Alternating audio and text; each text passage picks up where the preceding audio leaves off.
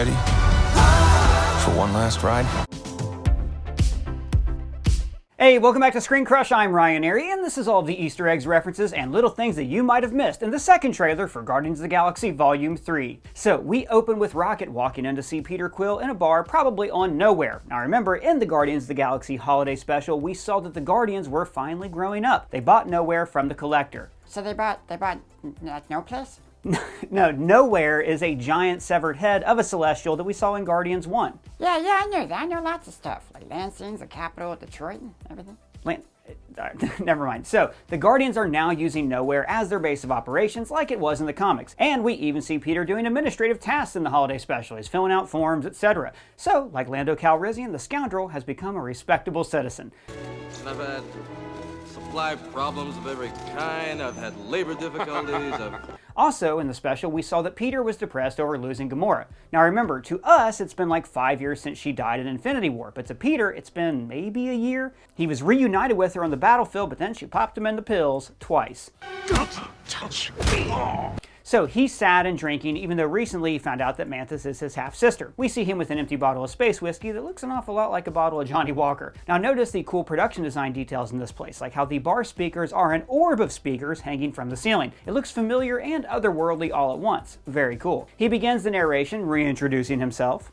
I'm Star-Lord. Next, we see this shot of him in a t-shirt firing away with his pistols. So, because he's wearing a t-shirt, I'm going to bet that this is an attack on Knowhere. Maybe when he's hung over from a bender like we first see him in the trailer. Now later, we do see Adam Warlock fighting the Guardians on Knowhere. So it would make sense if this was Peter fending off that attack. What's Adam Warlock? Well, alright, I'm going to explain that in full later and how Warlock fits in perfectly with the villain of this movie, the High Evolutionary, and the movie's theme of perfection versus imperfection. Next, we see the Guardians walking together, which, by the way, they've always posed really well together, haven't they? Notice that now they are all wearing official Ravager uniforms.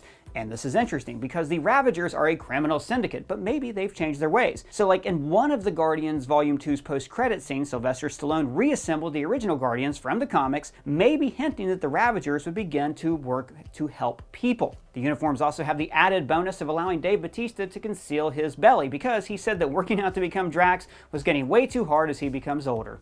Fair enough. Hey, did you know that in the comic books, Drax used to wield the Power Stone? Hey Doug, thanks for that Easter egg. Let me know if I can ever do you a favor in return. Someday, and that day may never come, I will call upon you to do a favor for me. Oh my gosh, that gives me a great idea for a shirt! Oh no, please don't do that shirt. Yes, we now have a Doug Father shirt at our merch store on shopzeroedition.com. I do not approve of the commercialization of my... All of the Zero Edition shirts are high quality, they fit great, and every month we launch a new exclusive tee on the site, including our Screen Crush hats, our original trilogy t-shirt, our Not the Beast tee, and one of my personal favorites, the Top 5 tee, where you can write in your own personal top 5 movies. I wrote my top 4 superhero movies, but I could use your suggestions about what should be number 5. We really appreciate you supporting our channel, so if you want to show the love, pick up your very own Doug Father shirt at shopzeroedition.com or click our link in the description below. Seriously, they don't pay me anything at all? That's shopzeroedition.com/screencrush. And while you're there, check out all these other awesome tees that they have to offer. Now, back to Guardians. You'll also notice that as we saw in the holiday special, Groot is now swole. Now, this is not the same Groot that we met in Guardians 1. That little twig the Guardians raised is a whole new being. Unlike his dad, he grew up broad-shouldered. And of course, we have another member returning from the dead, Gamora. Except, this Gamora has a deeper connection to the multiverse saga. Remember, she traveled from 2014 to this timeline with her father Thanos before betraying him again. So this Gamora is a woman out of time, and she's from a completely different universe. And this could make her a key figure in Avengers Secret Wars. See, Doctor Strange in the Multiverse of Madness introduced us to the idea of incursions in the MCU. Basically, whenever characters dreamwalk to other universes, they cause universes to collide with each other and be destroyed. And we already saw the spell in Spider-Man No Way Home went awry and threatened to collide different universes. And now Gamora is a rogue element roaming around this universe. If the TVA were still in existence, at least with the same mission, maybe she would have even been pruned. I think it's very cool how, even in this seemingly standalone movie, there are still ties to these larger stories being told in phases 4, 5, and 6. As Peter says, Met a girl, fell in love. So this is interspersed with shots of Gamora and Peter dancing in Guardians Volume 1, which also ended in violence. No! What the hell? I know who you are! Now, notice these flashbacks are filtered with a kind of hazy glow. This could be because they're giving us the dreamlike quality of a flashback, or it could be that Peter is using some machine to show Gamora his memories of their life together. A similar haze around the edges of the frame was in the memory machine that allowed America Chavez to showcase her memories on Earth 838. Now, the orange jumpsuits are interesting because it brings the saga full circle to how the Guardians first met. He then calls her a dick, which remember is how he described himself partially in Guardians. But he's not, and I'm quoting him here, 100% a dick. So now we're going to get into some shots that I think take place in random parts of the movie, so I'm actually going to do a little speculating about the order of events so we can keep track of what the heck is going on here. First, I think Adam Warlock is going to attack the Guardians on Knowhere. So let me explain Adam Warlock. In the comics, Adam Warlock was created by a bunch of scientists called the Enclave, and their goal was to create the perfect being. Adam started off simply known as him. He was a kind of villain, but then he became a cosmic hero. He wore the Soul Gem in his forehead and had access to Soul World. Now in the MCU, that's the orange dimension where Gamora is now trapped after Thanos sacrificed her life. Now, it could be that Warlock in the movie still has some kind of connection to Soul World. If this is the case, then he could, in theory, rescue Gamora's soul from Soul World and place it in the body of 2014 Gamora, thus making her whole and restoring her relationship with the Guardians. Although this kind of would be a little bit too much like that Simpsons episode where Snowball 2 died, then he's like replaced again right at the end. You're Snowball 5. But to save money on a new dish, we'll just call you Snowball 2 and pretend this whole thing never happened. So, Warlock in the comics, great character. Totally weird, fought an evil version of himself from a future that formed a church to worship him. Great stuff. And I can't wait to see what Will Poulter does with this character. This version of Warlock was created by Isha of the Sovereign. I think I shall call him Adam. Now, their entire society is built on the perfection of the species, and Adam is their most perfect creation, even though most perfect is a redundancy. And Aisha is going to send him after the Guardians for revenge. Why would they do that? Probably because Rocket stole some of their batteries. Dude! Anyways, after the Adam Warlock fight, the Guardians will likely travel to that big butthole in space we see later in the trailer, and this takes them to the Counter-Earth. Now, this is the version of Earth that we see in the trailer. In the comics, this version of Earth was on the opposite side of the sun, and it was created by this movie's villain, the High Evolutionary. Now, the High Evolutionary was an Earth scientist named Herbert Wyndham who was obsessed with creating the perfect being. Much like Aisha in The Sovereign. Exactly, and maybe the High Evolutionary even helped create Adam, which is why the Guardians go looking for him. In the comics, the High Evolutionary is headquartered at Mount Wundagore, which we did see in the Multiverse of Madness, and it's also where Wanda and Pietro were born. Comics are weird. So then the High Evolutionary filled Counter-Earth with all these mutated animals called Ani-Men, who we saw in the last trailer. And here it looks like he fights the Guardians and takes them prisoner, hence the prison jumpsuits. And this white chamber could be the prison of the High Evolutionary. Now, the song in this first part of the trailer is Since You've Been Gone by Rainbow. It's about a person who is trapped by their loneliness after their love has gone away. Now, this of course represents Peter's current state of mind, but it's also indicative of all the Guardians who have each lost people that they love. Now, this conversation where they're standing around, I'm assuming takes place in an elevator to the lower levels of Counter-Earth, which I also assume is their prison. Peter is also holding this orb, which is interesting. It's a neat visual callback to the orb that brought them all together to begin with, but I'm sure it serves some other purpose in the movie. If you got a theory, let me know down in the comments. Or it could have Tootsie Rolls in it. Doug, no Tootsie Rolls. Chocolate will kill you. I understand you eat chocolate all the time. I'm not you're better than me. I can have chocolate whenever I want. Fine. Okay, it could have Tootsie Rolls in it. The person escorting them looks like a scientist wearing the same uniform as the people in the High Evolutionary's chambers, which is why I'm assuming this is some kind of prison. Now, notice the shock on Peter's face when he sees Counter-Earth for the first time. So for this entire trilogy, he has been avoiding returning to Earth. And Earth? Earth is the place where my mother died in front of me. He did return in Endgame, but he jet right after the big battle. Remember, his grandfather is still alive on Earth. We see him in Guardians 2 right here. Now, I've always thought that the series would end with Peter obtaining a kind of emotional release by returning to his homeworld and letting his grandfather know that he was alive. And maybe this is a step toward that. He'll arrive on Counter-Earth, and then that can give him the courage to return home and introduce his two families to one another. Next, we see the High Evolutionary, played by Chukwudi Iwuji, who Gunn recently worked with on Peacemaker. Here we see him pacing around one of his mutation chambers, surrounded by those same techs in white. Actually, by the way, it could be that the Guardians are not even in a prison, and that the High Evolutionary just offered to help them, so they've gone down to this lab willingly. Maybe the High Evolutionary even offered to show them how to beat Adam Warlock, or like promise to cure some disease that Rocket has, but more on that connection in a bit. He says, My sacred mission is to create the perfect society. So I think this is where we get into the movie's theme, which I think is about perfection versus imperfection. Both Adam Warlock and the High Evolutionary represent the idea of perfection, the notion that everybody is imperfect and can be fixed in some way. Then the universe would simply run like clockwork on the same system forever with nobody ever changing. Now this is also similar to the goal of Ego, who wanted to recreate the universe in his own image, as a singular unit comprised only of him. The contrast to this is the Guardians of the Galaxy, who are imperfection at its finest. All of the Guardians are misfits and outcasts, just like in the comics, where in the original version they were all the last of their races. And the Guardians show us how there is beauty in imperfection. By being broken people, they actually fit together to create something better than themselves, a found family. But in the world of the High Evolutionary, there would be no misfits like the Guardians. Next we see that he created Rocket Raccoon, which we did hear a hint of in the first movie. Well, I didn't ask to get made. I didn't ask to be torn apart and put back together over and over and turned into some little monster. Now this tattoo, 89P13, is the designation that Rocket was called by the Nova Corps in Guardians 1, and we also see it on his mugshot. Subject 89P13 calls itself Rocket. He says, He didn't want to make things perfect. He just hated things the way they are. Again, this is someone trying to impose order on others. Exactly why the Guardians fought against Ronan and Ego. Also what the Suicide Squad fought against in James Gunn's The Suicide Squad. The giant alien starfish was trying to make everybody conform to a single mind. Oh, that's neat. Yeah, right? Gunn really hates being controlled by a system, so over at Warner Brothers, he created the DCU so he could become his system and run the entire show. There's this shot of Groot looking very sad, and maybe he and the Guardians are watching young Rocket's origin on some files that the High Evolutionary recorded. Or maybe they're watching this on a machine that shows memories, which is how Peter shows Gamora their time together. Now we see this shot of Gamora in this airlock-like space, which I'm wondering if this is her early in the movie when she's off on her own, before she rejoins the Guardians. Alright, then check out Nebula, covered in ash and all this flaming wreckage. Now we see this imagery a few times throughout the trailer. But hey, check out Nebula's new arm. It looks like it was made out of some awesome space nanotech that is not only resistant to flame, unlike her previous arm, which got burned up on Morag, but this arm can also become a burning sword, like Razor Fist in Shang-Chi. Rocket's gonna want that arm.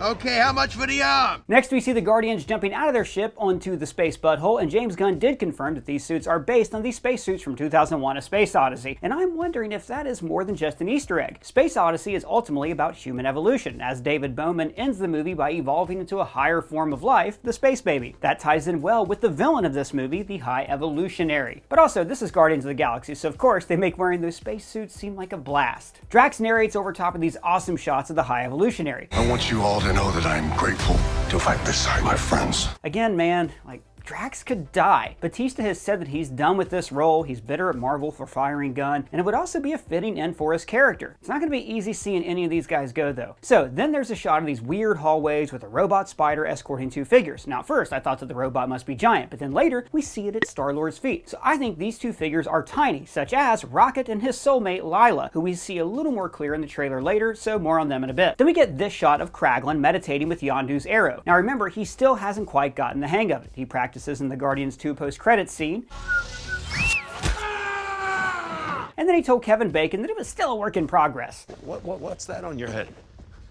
That is a device for controlling a flying arrow, but I ain't quite got the hang of it yet. And then this awesome shot of Adam Warlock flying, also similar to Black Adam flying, but whatever. He's flying through Counter-Earth, probably searching for the Guardians. Now, Warlock does have a history with the High Evolutionary in the comics. The High Evolutionary gave him the name Adam Warlock, and he gave him the Soul Gem, and Warlock was loyal to him for a long time. So I think we'll see something similar in this movie, but with Warlock eventually becoming a good guy to appear in like more Marvel cosmic movies. So here we see Gamora running on Counter-Earth with Rocket back to the Guardian ship. Right, so does that mean that did Gamora rescue Rocket all those many years ago? No, I doubt it. I'm guessing that Rocket was taken by the High Evolutionary to once again be part of his experiments, and this is Gamora saving him. After all, she's running to the same ship that the Guardians took to fly there. We see this shot of Warlock on Knowhere and Groot landing on him. Now, like I said, I think this is earlier in the movie, and this is Adam's first attack on the Guardians. Now, next we see baby Rocket in his cage laughing with a cyborg otter named Lila. God, I love that saying things like that is my job. You're welcome. Thanks, buddy. So, Lila has already been mentioned in the MCU. She was listed as one of Rocket's known associates when he was arrested by the Nova Corps right here. She is my second favorite mutated otter after these guys. The time has come! Sound the Neferti! The Neferti! So I'll spare you the long history of Lila from the comics, but she is from a planet called Half-World where everyone is an animal-human hybrid. She is also the soulmate of Rocket Raccoon in the comics, and here we see that they have a similar bond. Then we see Peter and Groot standing back to back and firing at their enemies. Now this shot echoes Rocket firing from Groot's shoulder in Guardians 1 and Bucky holding up Rocket and spinning around with him in Infinity War. Except now, Groot has grown different limbs to fire multiple weapons, which makes sense. Trees have more than 2 limbs, and Groot probably just keeps a typical bipedal shape to make people feel more comfortable. And then we get a better look at the High Evolutionary's chamber with this horizon line, which makes me think that his headquarters is in a floating fortress high above Counter-Earth. The title cards read, "Time to face the music," which is like a neat tagline for the movie. It means to face up for what you've done, like the High Evolutionary answering for his crimes against Rocket, or the Guardians answering for their crimes against the Sovereign. Facing the music also means coming to an ending, like this trilogy, and it's also a nod to the soundtracks that have shaped the Guardians movies. And then we see Cosmo the Space Dog, who you probably remember from Guardians 1 and the Guardians Holiday Special. What use is telekinesis if you can't even aim? You want to do it? So in the comics, this dog was sent into space by the Russians, where it was hit with cosmic rays and got telepathic powers. This is actually based on Laika, the real-life first animal to ever be in outer space. Oh, I bet the Russians gave that puppy a real big parade when she came home. Yes, sir, a hero's welcome for that nice dog. Sure, they did. In the comics, Cosmo is a member of the Guardians, but here she is an administrator of Knowhere, and she's voiced by Maria Bakalova from Borat's subsequent movie film. And then we see Nebula on Knowhere celebrating, an indication of just how far she's come. She's not only no longer evil, but she's also has the ability to actually smile. She's had a great character arc, from Gamora getting her to open up. I don't need to tell you what you want, it's obvious. You were the one who wanted to win, and I just wanted a sister! To Tony Stark showing her that not every competition is a blood sport. You have fun? It was fun. And then her evil dad died twice in front of her, and she's found a new family, so she's finally given herself permission to have fun, which Peter echoes here. We're always searching for a family until we found each other. Because this series is all about found families, and this creature with Star-Lord and Gamora is called a blurp. Is that it? Yeah, as far as I know, it's probably another one of the High Evolutionary's experiments, another outcast like the Guardians. Rocket fires from Groot's shoulder just like old times, and a couple awesome shots here of Adam Warlock, including him and Drax crossing swords on Knowhere. Then Peter gives another of his inspirational speeches, with Nebula proudly giving the Ravager salute, and his sister Mantis is smiling at him. Now this setting also looks like it's on Knowhere, so I'm guessing that they're preparing to go after Adam at this point. Oh, wait, what is it? Well, it just occurred to me that Warlock came after the Guardians probably to get Rocket and return him to the High Evolutionary, so they go off on a rescue mission. That's why Rocket is not in a spacesuit, and why Gamora is running to the ship with him. Oh, I think you might have something there. Or I might be wrong, who knows? These trailers lie all the time. Then we see them in this weird underground chamber that I think is a prison. Drax tosses this guy, and notice that the dude behind him has his blaster at the ready. And just a moment later, we see Drax has taken a shot to the chest. Later, we see that the Guardians have jacked this place up, with spews of liquid pouring out of the ground, and these people are like suddenly weightless. Maybe this is a nod to how they turned off the artificial gravity in the first prison in the first movie. The High Evolutionary is levitating while also meditating, which also might be a nod to his idea of perfection. There is an idea that a state of perfect meditation and serenity with the universe would grant you the ability to levitate, a spiritual philosophy that was first begun by an Eastern philosopher called your mom. Next, Star-Lord tackles a lab tech, throwing them off of the High Evolutionary ship, and notice how on Counter-Earth below there are all these fires and explosions. Later, we do see Star-Lord and the rest of the crew in this exploding building. They're crying, leading into the idea even more that something terrible is about to happen to one of these team members. It could be Rocket. No. No! God, please, no! Drax and Mantis do this sad wave goodbye to somebody on Knowhere. Maybe Rocket actually volunteers to go with Adam. And then this heartbreaking shot of Peter screaming and crying. It's kind of like a game of musical chairs here, guessing who's gonna die. Why does somebody always have to die in this scenario? It's basically coming down to who is not in what shot, and this trailer sure is making us think that Rocket does not get out alive. And then the Guardian ship is flying away from the space butthole, showing that they do escape, aligning perfectly with Rocket's poetic words. We'll all fly away together Into the forever and beautiful sky. And look, don't be fooled by this group shot of the team with Nebula carrying Peter. Rocket is like casually sipping a space milkshake. Peter is fine, and this is probably really early in the movie, probably when he's passed out in a bar. And then we end with this great tease in the elevator scene when Peter realizes that Nebula is in fact quite pretty. Just never noticed how black your eyes were. And of course, she references her dad. They were replaced by my father as a method of torture. And guys, just a reminder, pick up your Doug Father tee at shopzeroedition.com or click the link down in the description. But we want to know what you guys think of all this. Let me know your thoughts down in the comments below or at me on Twitter. And if it's your first time here, please subscribe and smash that bell for alerts. For Screen Crush, I'm Ryan Airy.